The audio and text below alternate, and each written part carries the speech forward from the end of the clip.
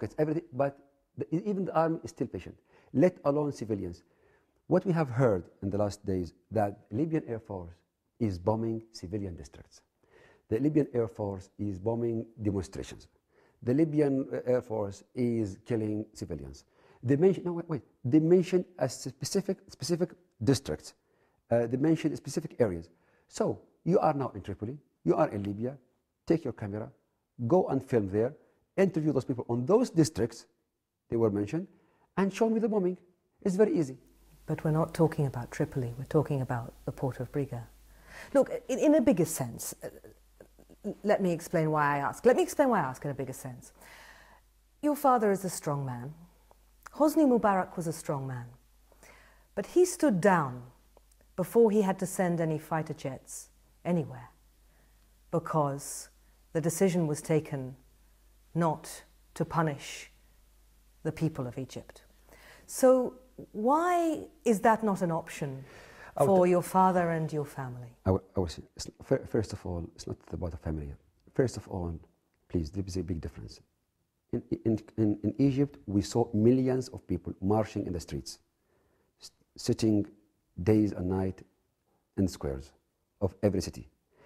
There is not we haven't seen a one Egyptian citizen standing for Mr. Mubarak. In Libya, it's the other way around. Have you seen the demonstrations, the rallies? People filling all the squares and the streets? Maybe they were too terrified of your father to risk it up till now. Come on. If they have rally pro-Gaddafi, they are forced.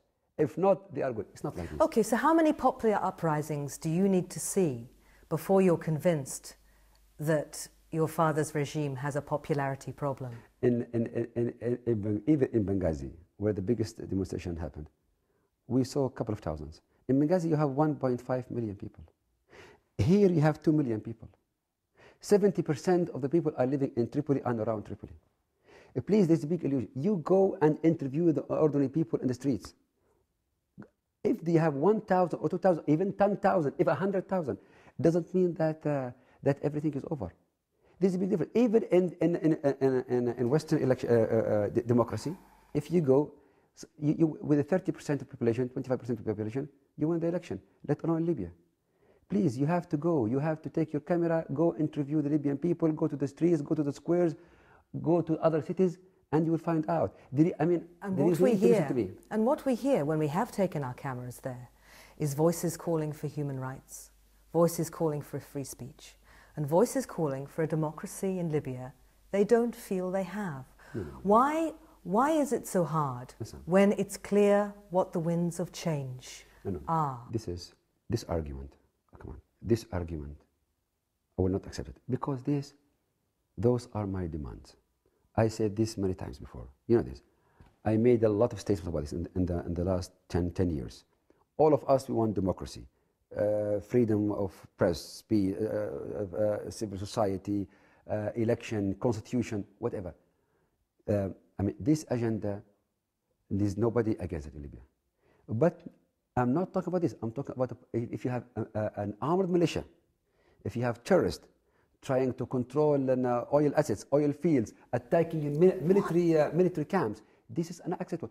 And no country in the world will accept this. The big difference between the two issues, please. You keep on talking about terrorists being involved in this. What terrorists? What terrorists? We only see your own people. In Libyan TV, it was in the YouTube, the internet, go there and see. Like what happened in Derna. Have you seen those terrorists executing the people, dozens of people, hanging them on the bridges, burning them? You see them. They are filming themselves and broadcasting. It's not my video. It's on YouTube. Today it was Libyan TV. Well, what about the issue of outsiders who have been brought into this country, but brought in by your government to fight your own people? The mercenaries that you've brought in to augment the forces you have. Give me one evidence. We've seen Show me one mercenary. They've been interviewed. They've been interviewed. They're in the newspapers. Their photographs are in the newspapers. You talk about YouTube. Their identity cards are on YouTube. This is well done. You've had two senior airline figures resign because they didn't want to fly them into your country. No, I mean, you talk about terrorists, but you're using a very strange form of military augmentation to repress what looks to many people like a legitimate civilian demand. This is a false argument again. If you have black soldiers or black policemen, they are Libyans. They are speaking Libyan dialect. We show the whole people in Abu Dhabi their real identity. We interview their families. They are well known. Half of the Libyan population is black. Our ex-foreign minister is black. Our defense minister is black. This is discrimination. Not because they are black, it means they are not Libyans. Excuse me, we don't accept that. They are Libyans. We are not using mercenaries. Full stop. Can I quote someone to you? Someone who you know. The Prime Minister of Turkey, and Turkey and Libya are very good and old friends, said, "It's not possible for any administration who perceives their own people to be a threat to stay in power for long." You understand what he means.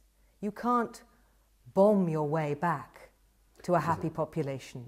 You can't police your way to democracy. You can't force your people to like you if they don't like the regime anymore. Listen, first of all, you are not Libyans. If you want to know the public opinion, I told you many times, go to the ordinary people. Ordinary people. All the time you are giving me quotes from foreigners. Go, you are in Tripoli. There is no need to listen to me or to listen to other. Go to the Libyan citizen. Go to the people here. Take a random sample and ask them. Plus, first of all, big difference between people who are peaceful demonstration. People want democracy. They want a constitution. They want freedom, and the armed militia. In Turkey, what happened? How did they deal with the Kurdish militia? They bombed them with F-16. They bombed their sites. And it didn't work. It didn't work. It didn't make the problem go away. But and now Turkish people, they're talking. You are Turkish? No, I'm not. Turkish people will never ever accept that the Kurds will have an armed militia fighting the government. No country in the world. But your people are not asking for an armed militia. They're asking for a representative democracy. And the arms they have, they seized from your army. No, listen, come on.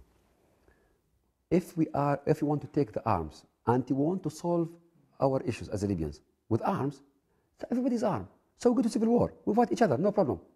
If you are talking about reforms, democracy, the way is totally different.